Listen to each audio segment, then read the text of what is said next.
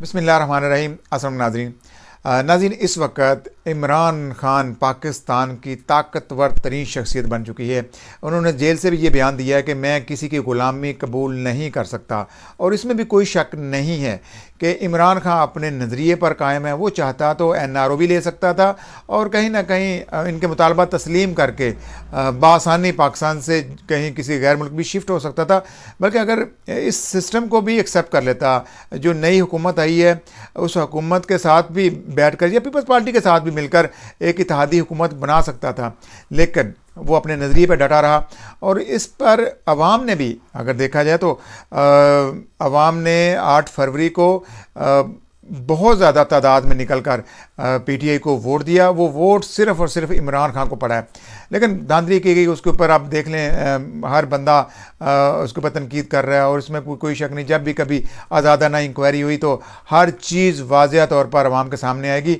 अब बात ये करनी है कि मुस्लिम लीग नून और PDM को दोबारा इक़्तिदार मिल चुका है, लेकिन उन्हें आम माफ़ी का ऐलान कर देना चाहिए था। जो भी मुकदमात बने थे उनको ख़त्म करना चाहिए था, लेकिन वो भी अपनी हठधर्मी पर कायम है। उनको ये लगता है कि ये तमाम मुकदमात हमारे ऊपर उस वक़्त इमरान खान ने बनाए थे। हालांकि आपको याद होगा कि जब नवाज शरीफ साहब को निकाला गया था तो पूरे GT रोड के ऊपर उस टाइम बाजवा साहब के ऊपर तनकीद करते नज़र आए, और उस वक़्त की इस्टेब्लिशमेंट ने उसके ऊपर मुकदमात भी बनाए, उसको नाहल भी करवाया।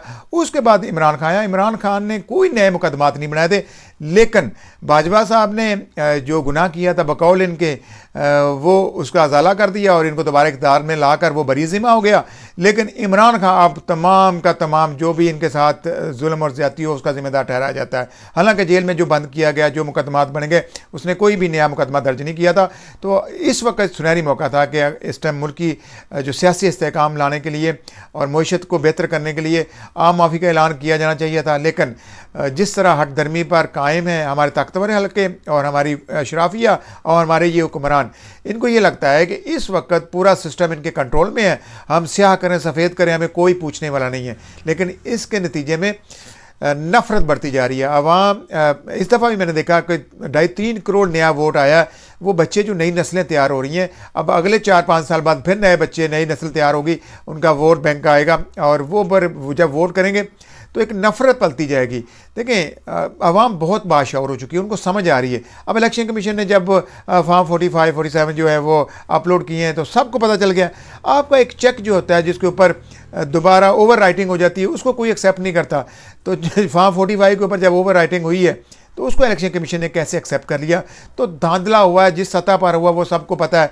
आवाम ने वोट जाकर सिर्फ PTI को डाला था, इमरान खान को डाला था, लेकिन वो वोट भी चोरी हो गया। और नून लीग ये नारा लगाती थी कि हमारे वोट को इज्जत हो। अब शायद वोट को इज्जत तो नहीं रही है, वोट को इज्जत हो गई है, और बहुत ज़्यादा तनकीद की जा रही है इंटरनेशनल मीडिया की तरफ से, अभी लोकल मीडिया की तरफ से, सोशल मीडिया पर भी।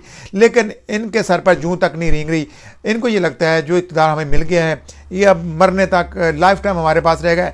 कभी भी इक़्तिदार कभी किसी के पास नहीं रहा। आज बाजवा साहब की तरह, आज शरफ साहब की तरह जो भी इक़्तिदार में आते हैं वो अपना वक्त पूरा करके चले जाते हैं। नवाज शरीफ को वाकई इसमें कोई शक नहीं है कि सियासी लीडर की कई ज़िंदगियाँ होती हैं।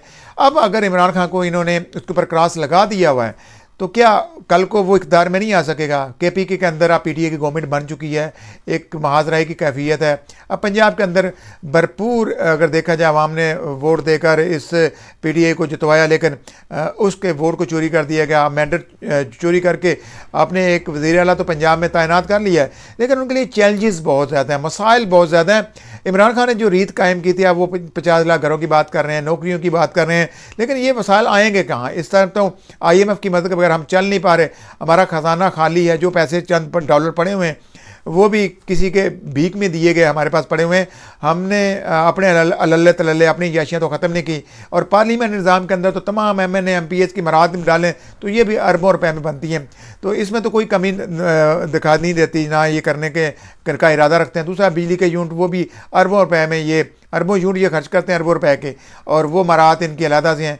ये सारी चीज़ें ख़त्म होंगी तो फिर आवाम से ये कुर्बानी का मुतालबा कर सकते हैं। अब फिर ये IMF के पास जा रहे हैं। IMF ने पहले भी इनकी मदद की है, लेकिन अब यकीन जाने हम गर्दन तक धंस चुके हैं कर्ज़ों की दलदल में।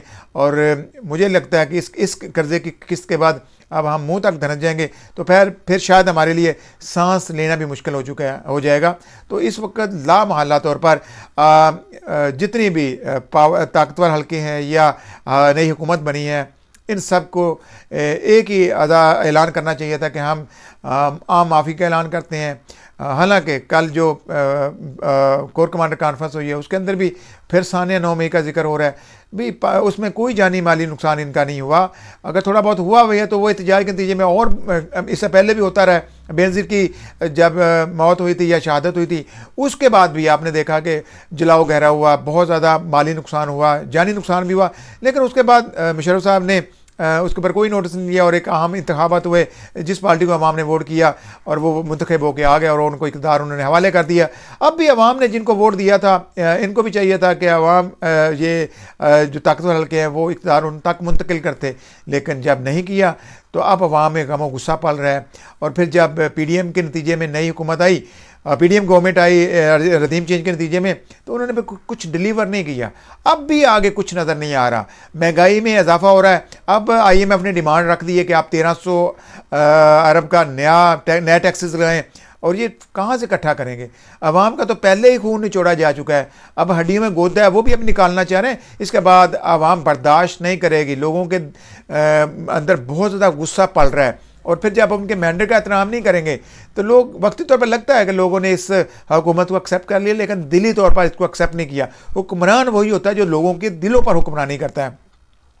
तो अब मैं वाज़ेह तौर पे कह रहा हूँ कि जो भी इस टाइम PTA के साथ नारवा सलूक बरता जा रहा है हुकूमत की तरफ से, तो ये बदला ले रहे हैं पिछले दौर का। जब बाजवा साहब के दौर के अंदर इनके साथ जो सलूक किया गया था, तो वो उस वक़्त की आला अदलिया, उस वक़्त के चीफ जस्टिस और वो जो जितनी उनकी एक टीम थी, सीनियर जजेस थे, वो फैसला दिया था।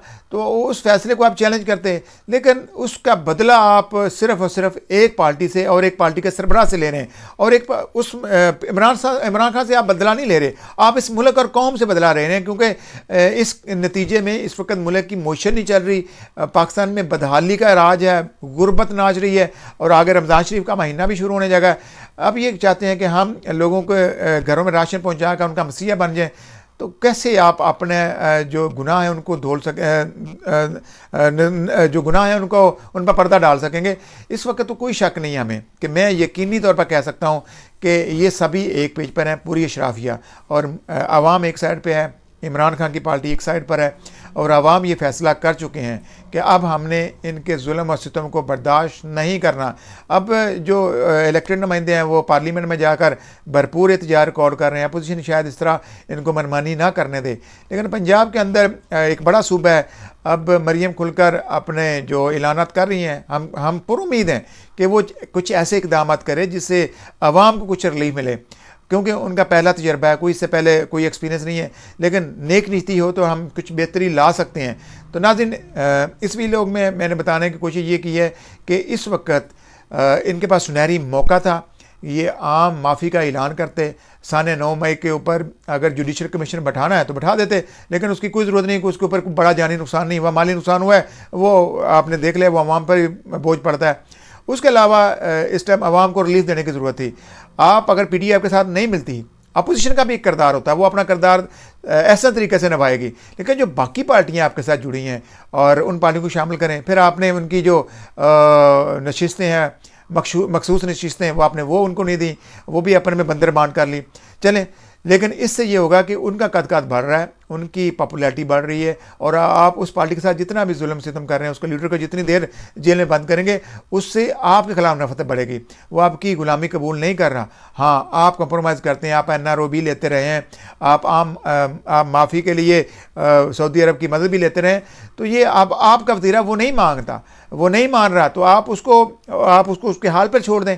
और आप उसको बार बार ये भी कह रहे हैं मुल्क से चले जाएं, वो कभी भी मुल्क से नहीं जाएगा, वो मर जाएगा, लेकिन इस मुल्क और कौम के साथ गद्दारी भी नहीं करेगा, और अपने जो उसने एक नज़रिया लिया, वो अपने नज़रिए से वो पीछे नहीं हटेगा।